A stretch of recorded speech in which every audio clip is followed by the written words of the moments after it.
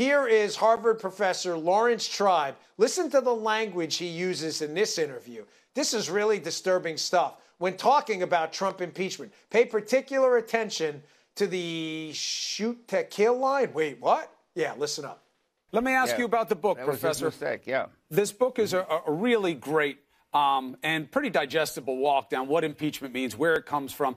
But it comes with a note of political caution from you, that one, Democrats shouldn't be rushing down the road of impeachment, that there are real implications. But at the same time, you give an interesting take on what you think might qualify as a high crime or misdemeanor, the threshold for articles of impeachment. And you say abuse of power may be something that has to be focused on. Take us through the case.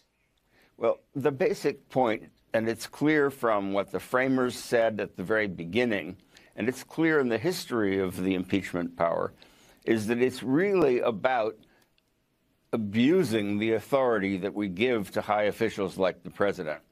And if the evidence that Robert Mueller is collecting forms a kind of compelling case that a overwhelming bipartisan majority of the American people find convincing that this guy is just too dangerous to keep in power, then we do have the emergency power of impeachment available.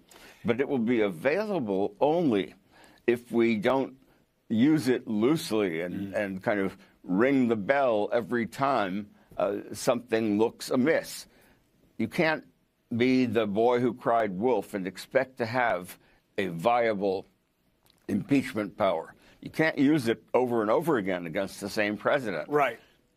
If you're going to shoot him, you've got to shoot to kill. And that requires an overwhelming majority of a bipartisan kind. Otherwise, you're just going to nick the guy and make him feel empowered and vindicated. Right. What? You can't nick him if you're going to shoot to kill? Are you crazy? You know, you may want to be a little more delicate with the language, Professor. You seem like a pretty smart guy. I'm just saying. Listen, again, I'll give you the benefit of the doubt that obviously you weren't recommending an attack on the president. I get it. But what I find awfully odd is that if that was said on this network about Barack Obama, oh my gosh, there would be calls to have us all arrested. You may want to be a little bit more delicate with the language there. But again, with Trump derangement syndrome setting in, I don't think that's even possible.